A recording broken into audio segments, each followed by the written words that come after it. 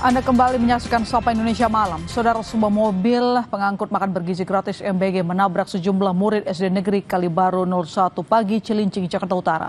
Akibat peristiwa pada Kamis pagi tersebut, sejumlah murid terluka.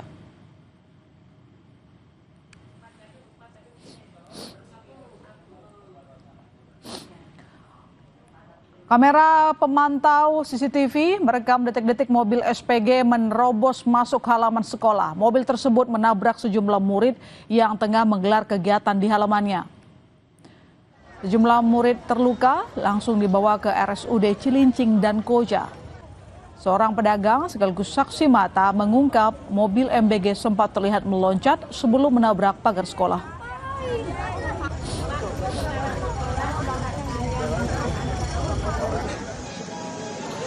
Polisi masih memeriksa sopir mobil MBG yang menabrak sejumlah murid SD di Cilincing, Jakarta Utara untuk memastikan penyebab kecelakaan. Salah satunya menginvestigasi penyebab mobil MBG bertambah kecepatan hingga menyebabkan sejumlah murid terluka. Polisi juga menelusuri informasi terkait adanya sopir pengganti dalam operasional mobil MBG tersebut.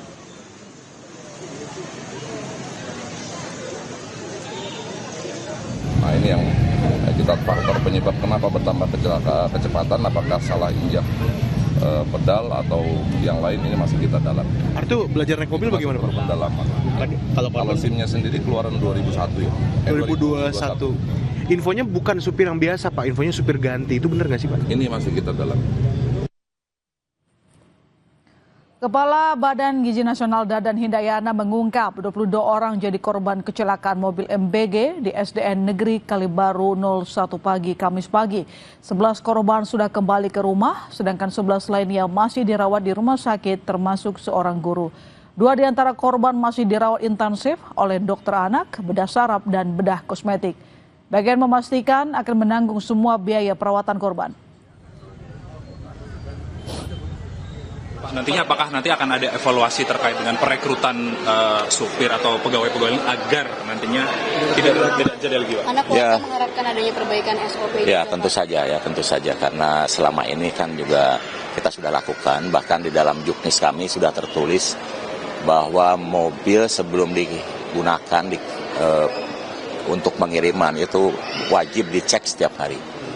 Dan dengan adanya kasus penggantian sopir ini kelihatannya menjadi insight baru bagi Badan Gizi Nasional agar KSPPG secara cermat mengganti atau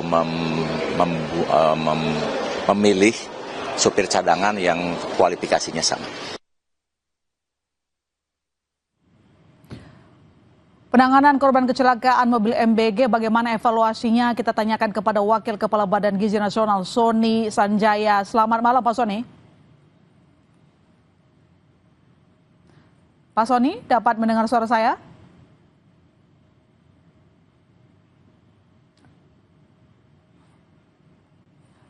Pak Sony, selamat malam. Selamat malam. Ya, Pak. Jadi apa hasil evaluasi dari BGN terkait dengan kasus yang menimbulkan 22 korban? Jadi kami telah mewawancarai Kepala SPPG. Ya, diketahui bahwa sopir itu sopir tetapnya berhalangan karena sakit sudah 2 hari, kemudian diganti dengan sopir pengganti. Nah, penggantian ini sendiri dilakukan oleh mitra ya, karena memang yang merekrut relawan itu adalah mitra. Adapun sopir pengganti ini bukan hari pertama, tapi sudah pernah sebelumnya juga menggantikan sopir yang tetap. Lantas sekarang bagaimana dengan situasi ataupun kondisi dari sopir? Sopir tadi dimintai keterangan oleh para penyidik pada Satgakum Satlantas Polres Jakarta Utara. Jadi sepenuhnya kami serahkan kepada proses penyidikan yang dilaksanakan oleh aparat penegak hukum. Saat kejadian bagaimana dengan kondisi sopir? Apakah dalam kondisi prima atau mungkin sebaliknya? Berdasarkan keterangan yang kami dapatkan, tidak ada masalah dengan kesehatan maupun kondisi sopir tersebut. Mhm. Jadi hasil evaluasi nanti ke depan seperti apa, Pak, dengan kejadian ini? Baik, evaluasi bagi kami adalah bahwa mekanisme rekrutmen telah dilakukan secara baik dan sesuai dengan juknis. Hanya mungkin ada tambahan bagi kami, bagaimana apabila terjadi kendala seperti sopir tetap berhalangan. Jadi inilah yang harus kami tambahkan mekanisme untuk menyempurnakan mekanisme yang ada. Hmm. Jadi ini human error atau ada hal lain dari hasil evaluasi BGN? Teknis di lapangan itu ranah penyidik ya, apakah kecelakaan tersebut karena human error ataukah karena kondisi kendaraan. Namun secara fisik terlihat kendaraannya baik, namun kami kan tidak tahu hasil olah TKP itu. Lalu lintas, polisi lalu lintas yang punya kemampuan dan punya kewenangan untuk menyampaikan itu. Selama ini SOP-nya seperti apa sih Pak untuk melibatkan SDM dalam program ini, termasuk memilih sopir? Jadi sopir itu merupakan bagian dari 47 tenaga relawan yang direkrut oleh Mitra.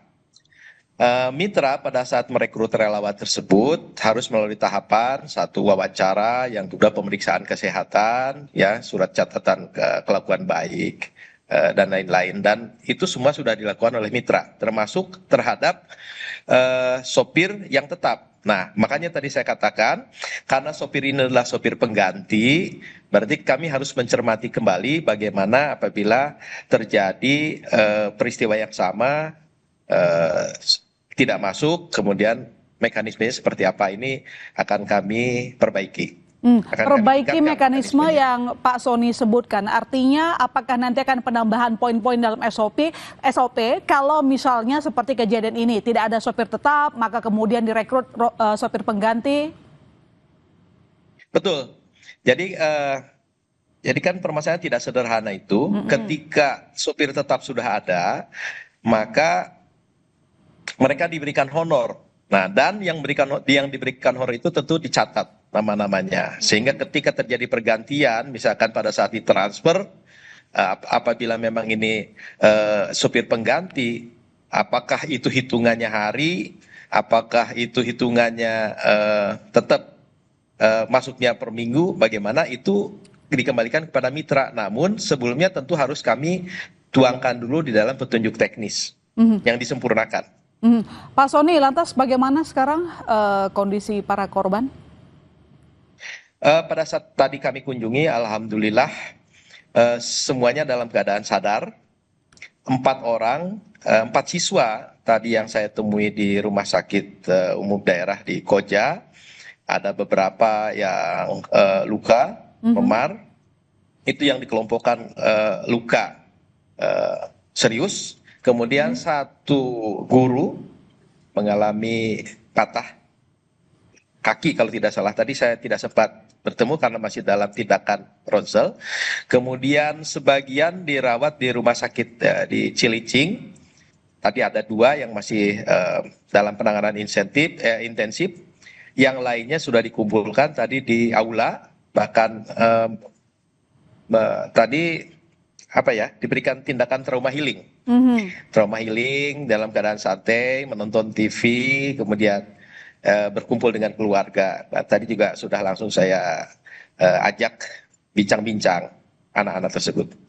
Lantas bagaimana penanganan ataupun biaya perawatan, Pak? Apakah memang BGN akan ambil alih?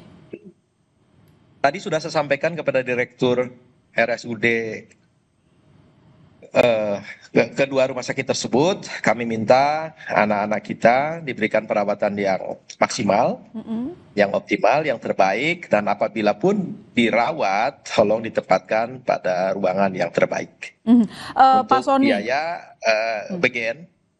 BGN berkomitmen untuk menanggung biaya tersebut. Oke, Pak Sony, lantas atas kejadian ini, apakah BGN akan mengevaluasi mitra SPPG yang terlibat? Tentu kami ajak komunikasi untuk melakukan pendalaman, karena ini merupakan bagian dari evaluasi internal untuk meningkatkan kualitas pelayanan dan operasional. Baik, terima kasih Pak Sony telah berbagi di Sapa Indonesia Malam. Selamat malam Pak Sony. Saudara Kapolres Jakarta Utara, Kombes Pol Erik Frendres menyatakan kasus mobil MBG tabrak murid SD naik ke tahap penyidikan. Sopir mobil masih diperiksa sambil mengumpulkan alat bukti.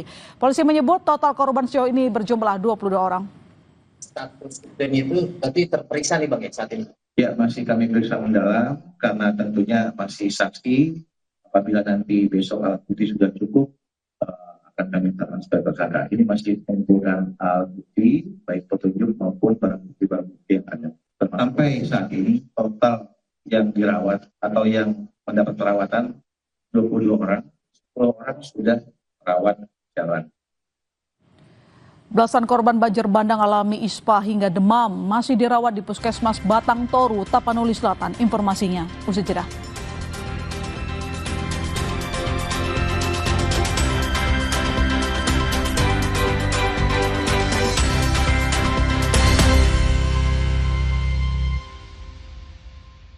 Jadi Aceh bisa menerima bantuan dari luar ya Pak?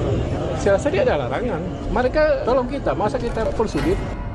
Bencana ini sekali lagi, ya musibah, tapi di sisi lain menguji kita dan alhamdulillah kita kuat. Kalau kita tidak mampu, nggak usah malu minta pertolongan dari pihak manapun. Rosi, Kamis 11 Desember, pukul 8:30 malam, live di Kompas TV. Sesaat lagi, Anda akan menyaksikan Kompas Update, didukung oleh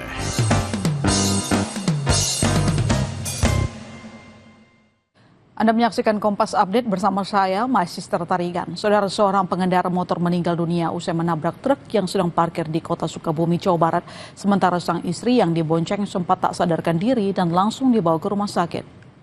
Sepasang suami istri berboncengan sepeda motor menabrak sebuah truk yang terparkir di Jalan RA Kosasi, kota Sukabumi, Jawa Barat.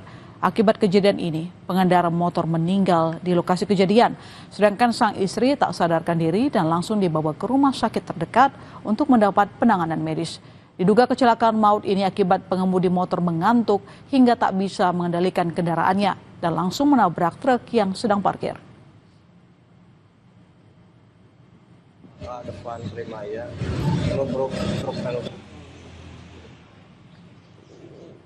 Demikian Kompas Update. Setelah ini Anda masih akan menyaksikan Sapa Indonesia Malam. Terima kasih Anda telah menyaksikan Kompas Update, didukung oleh